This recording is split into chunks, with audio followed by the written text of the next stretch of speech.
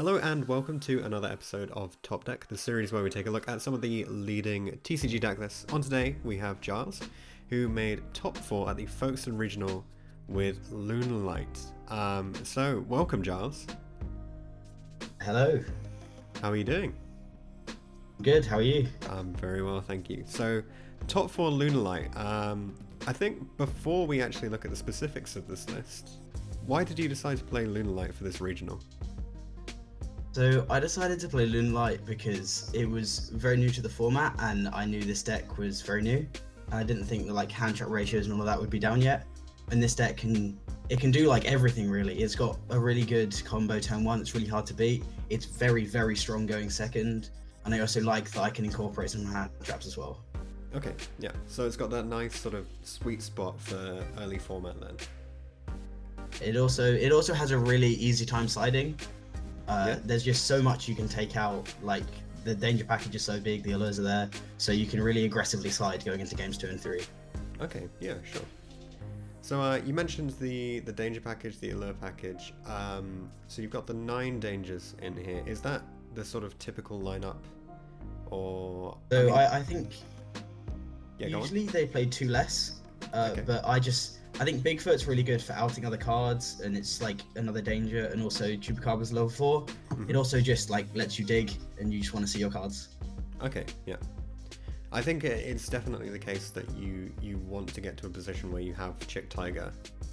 Otherwise, Yeah. you're gonna have to invest in a Curious or something. It's a bit trickier that way, isn't it? I definitely did win some games where I didn't have Chicks or Tigers, but it was a lot harder. Yeah. Okay. Sure. And for the hand trap lineup, you've gone with Triple Ash, Triple Gamma, and obviously the driver. So I think the Gamma package is fairly self-explanatory because we've seen so many people using it with the fact that you can put a Lambda on board. Although yours is a bit different, actually, isn't it? Yeah, so usually decks are playing, because Niala's got hit, they're playing Redoer. Yeah. So they can make Lambda and then use Redoer, so they get to add and also add a Gamma with the Lambda. But I really didn't like that play because then it gets hard to extend to make Curious because you lose the body of Redoer. Yeah. And making the Lambda first I thought it was quite neg.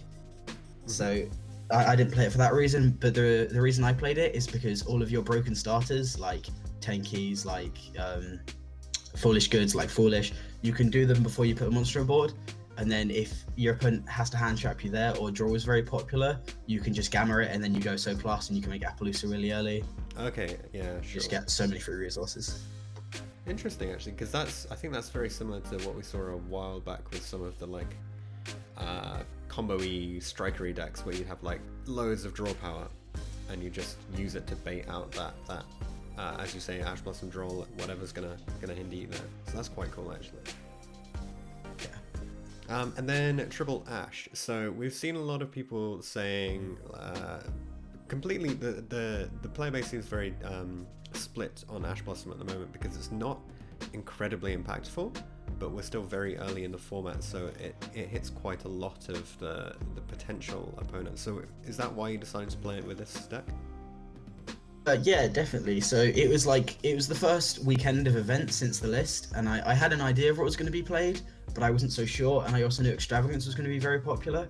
So I just wanted a hand trap that just covers the board, so I never felt like I was behind after 10 months. Okay, sure. And are these hand traps that you would continue to play moving forward, or do you think you change them out for anything?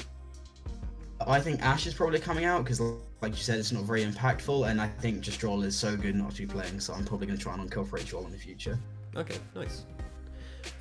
So I think the rest of the main deck is, fairly standard. You've got the typical Lunalight package, Double Martin, 1 Emerald, the one Zephyros. I mean, everything's fairly standard, I think, from a typical Lunalight main deck. It becomes more standard when you cut win conditions.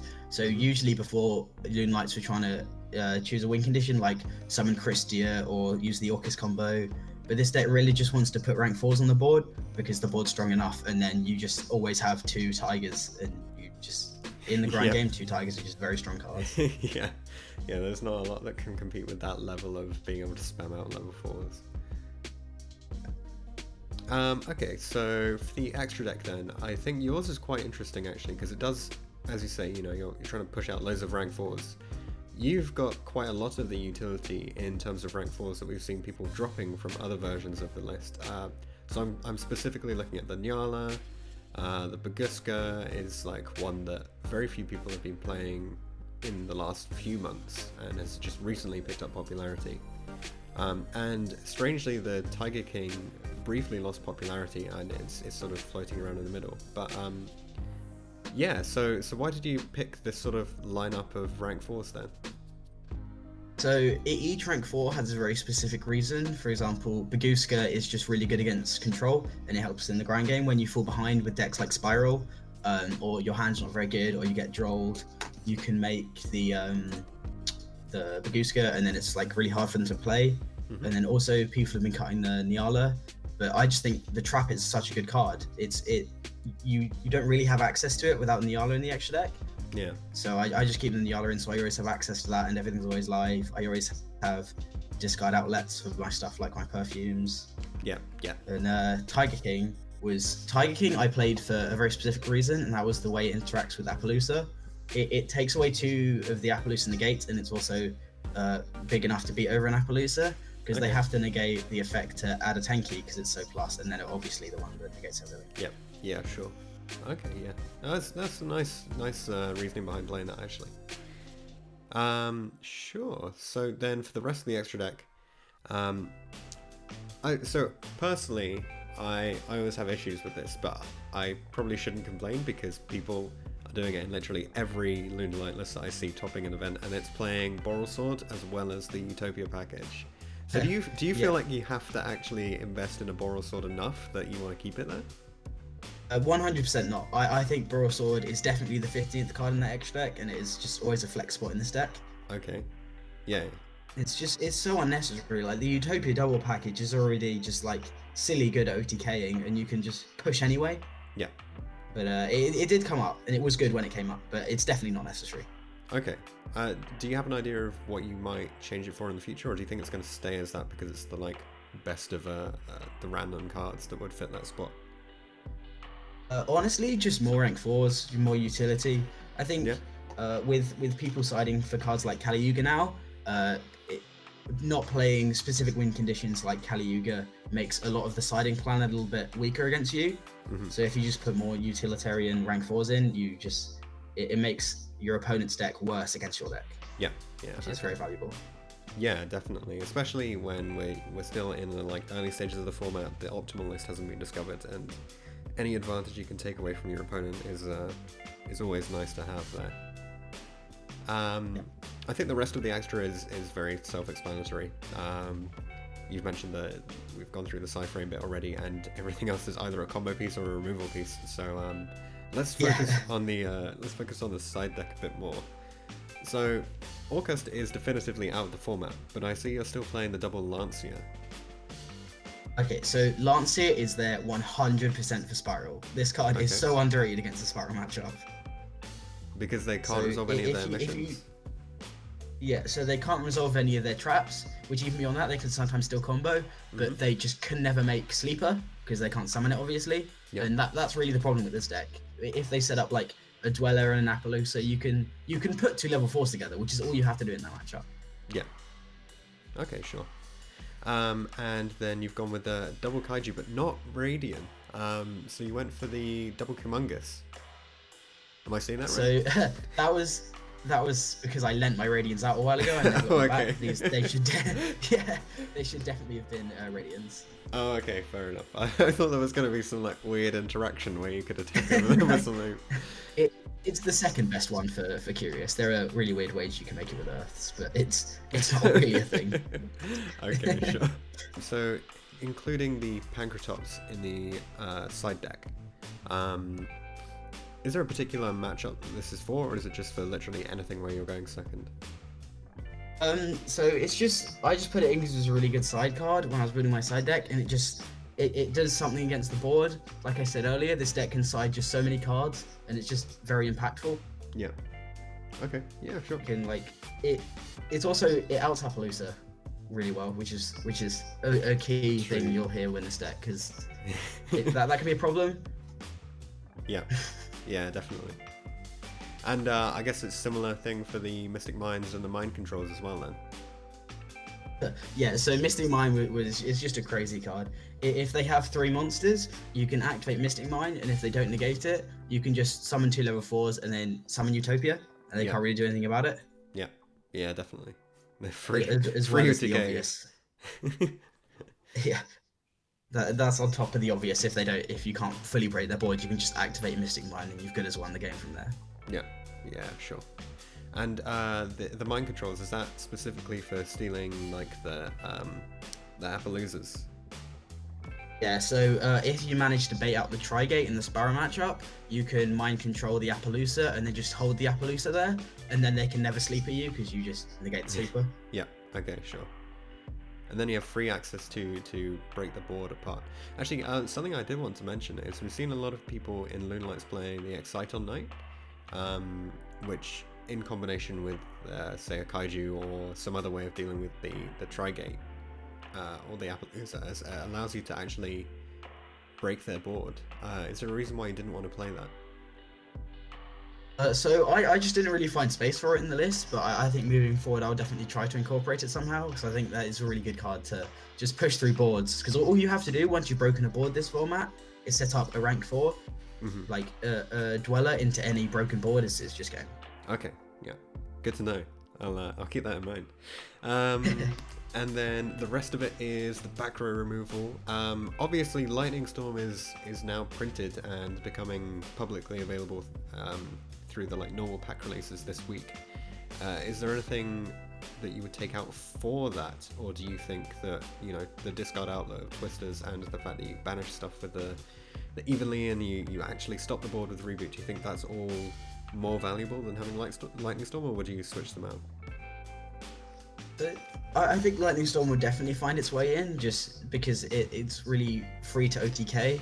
I think my side deck will be changing quite a bit when the format gets defined. So, for example, Mystic Mine really overperformed, so I'll probably be bumping that up. I'm very scared of Kali-Yuga now that that's known, so I'm probably gonna put more Kaijus in. I can cut cards like Mind Control, probably gonna come out for cards like Lightning Storm. Okay, yeah, sure. Nice. And any other changes that you'd make to this list, or are you pretty happy with it? I was pretty happy with it. I'm definitely going to incorporate draw somehow. Probably find some new rank 4s. I know there's the new rank 4 that's very good from the new set that's probably going to replace Tiger King. Which one is that? It's the Attic Mister rank 4. Okay. Yeah, that card's really good. Yeah, just destroy... does it destroy non-targeting, or does it send non-targeting? I can't remember.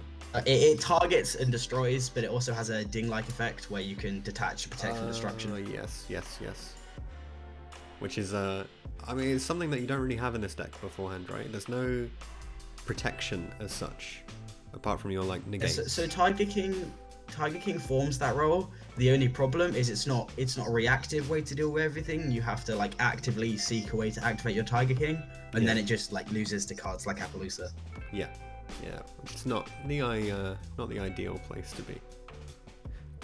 So I thought we might quickly go just sort of through your matchups. So 7-round events. You played one pure Spiral matchup, which is the currently considered the so-called best deck of the format.